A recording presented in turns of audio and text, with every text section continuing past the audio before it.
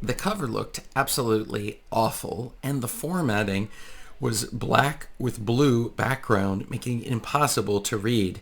That was the results that I got from my first attempt at self-publishing. I was ready to completely give up. And that's the reason why in today's video, we're going to talk about self-publishing, what it's like. This is Chris Baird from selfpublishingmadeeasynow.com, where self-publishing doesn't have to be so hard. Well, the thing was, it was in 2015. I was here in Norway, and I was working through my very first book. I had managed to write the book. I was doing 1,000 words a day in order to get this book produced. Then I ran it through editing and all of these things, and I was getting ready to the self-publishing, the main part of this entire thing.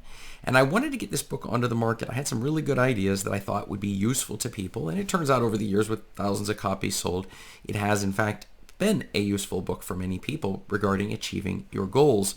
And so as I was working through this book, though, and trying to get it onto the market, I realized something very quickly with this whole self-publishing thing. It's that there are an awful lot of steps. And for each step, there can be a series of tools that will help you get the book onto the market. But then which tools should you use? Which order should you do the steps? Can you do them in parallel? What is the correct way to do these steps? There are so many questions that are not obvious when it comes to self-publishing, which makes you want to just give up completely. But I realized that if I didn't make progress and make some choices and decisions, I was never going to be a successful self-publisher, which was one of my top goals, was to get these books into the world and actually see if I could become successful at the self-publishing thing. If I could crack the code to not just the first code, of course, was how do I even get the book on the market? And the second code is the marketing side, which is, in my opinion, is even more interesting, which is how do we get books to sell once we've actually written them and self-published them. So the thing is I was even wondering, would anybody even buy the book that I did if I managed to fully get it self-published? So the first thing I did was I hired a cover designer off of Fiverr. And the thing was, they were like, well, what do you want to, you have a picture or something? And then I went to another site and paid $40 for a picture that they could do. And then they threw some text on it, and it was awful. So the cover looked really, really bad. The second thing was I hired a book formatter to go through on Fiverr as well, to go through the text and put it into the right format now that I had everything in place. The problem was they hard-coded colors like black and blue and white and these things into the very files. That meant that when it was as an ebook, when I put it onto the Kindle device, suddenly it didn't work, and my table of contents didn't even click to the correct locations. And this led me feeling completely hopeless in this entire process. I was ready to give up with a terrible cover, a manuscript that was going to definitely trigger people to give it 1-star reviews because it would just be awful to have to deal with that. So what exactly would I do? Well, the thing is that I'd been listening to some podcasts and YouTube videos just like this one right here. And as I was going through it, they explained a couple of tools. One of the things they suggested was going with 99 Designs with regards to your covers, which I discovered was a very good route. The second thing was they suggested using Scrivener as a way of going and getting your book formatted to the right format. So that was the other thing. And I realized, though, that you can also break the entire process down into simple steps. So I did not completely agree with some of the advice that they were giving. And so I tested out a number of things like Upwork and Fiverr for covers and 99 Designs. And I tried a lot of these different things. And that's one of the reasons why when I found the right solution, breaking down the steps into the simplest bits that I possibly could, I put it together into a checklist, which you can find below in the description, my self-publishing secrets checklist that tells you exactly what my findings were and the absolute best programs and path to success at getting your book self-published and selling. So check it out for free in the description. So the ultimate thing I had was I tried out this Scrivener thing. I even bought the tool because I'd heard so many people say so many positive things about this particular tool. And I'm sure for them, it actually was a great tool.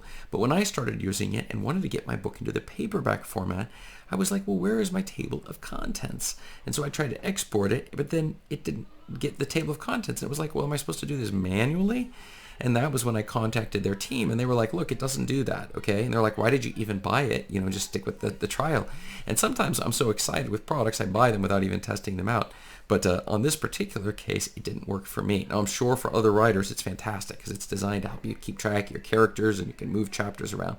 And that's what they did. That's why I moved over to Juto in order to do the formatting, because it's a lot easier. It's very straightforward. We're able to figure out any issues with your text, getting rid of all the strange characters that you have in your text and putting it all together. Now, for some people, this might even be a little bit, and that's one of the reasons in my book Formatting Made Easy course below in the description, this is one of the reasons in this course. I guarantee that you'll get your book formatted as we work together to make sure that it gets into the right format using my fancy-dancy template that I put together after hours of training and learning how to use this tool properly. And I still work with clients on a regular basis on this formatting front because it is such an important thing to get your book formatted, not okay, but perfect. And that is exactly what we're talking about when you're dealing with Juto. And that's one of the reasons I've been using them for a long time. The other thing is the ordering of covers on 99 Designs, because then you have lots of people competing in order to get the cover exactly right. You have the title and the subtitle and the author's name. You give an idea of what exactly you're looking for, and then they're able to put bids and give you a better idea on that. You can see my affiliate link below in the description for 99 Designs if you'd like more information on that, because it is just an amazing service that they offer there. And so what I discovered was, just with a lot of trial and error, going back and forth with this whole self-publishing thing, I began to realize, okay, so once we have the formatting done and once we have the cover done, then we need a description.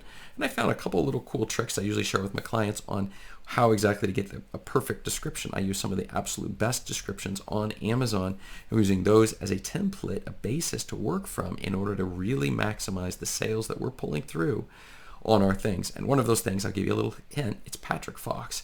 He is an author who puts out amazing, his books are amazing, but also his descriptions are even better than his books. I know that's a little bit crazy, but he actually is such a good self-publisher that at least on his older books, his descriptions were just fantastic.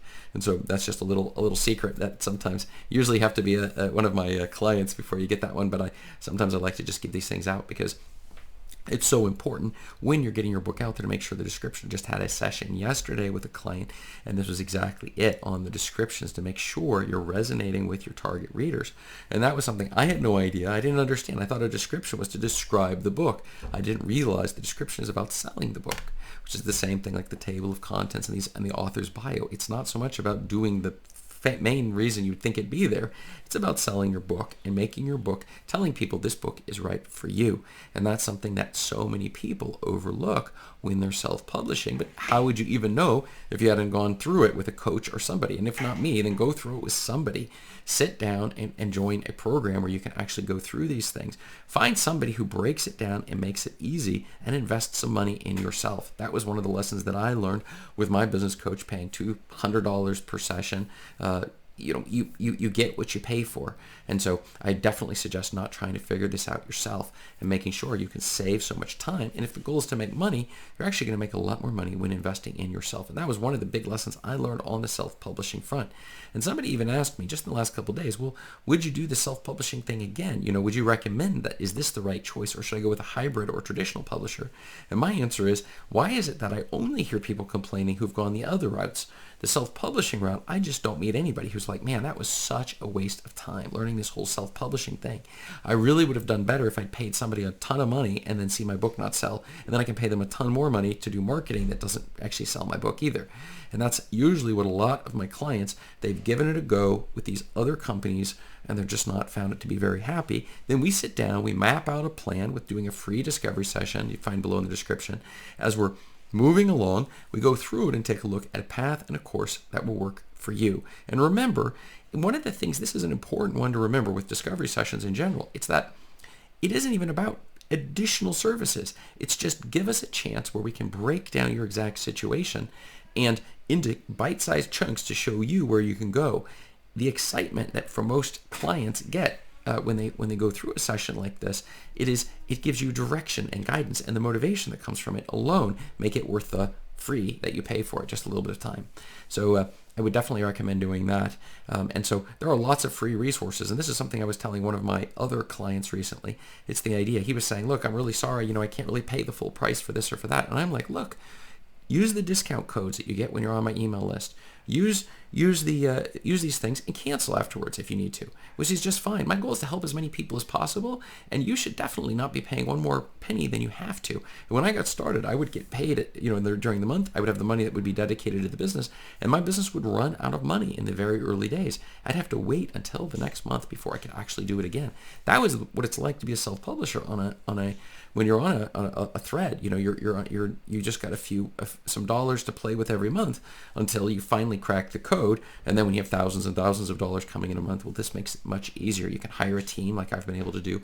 You've been able to change your life quite a bit, as I've discovered, and that's one of the key aspects with this whole self-publishing thing. And after publishing 200 books and learning how to run ads and 120 million ads out there, it starts to make sense. I feel these frustrations, I feel the difficulties, but it's so worth it if you can just push through it on the self-publishing front. And that's really what it's like. But sometimes you're just not sure, whether or not it's right for you. And that's why you're going to want to check out self-publishing, the best option for you, right above here. And I will see you over there. Thanks.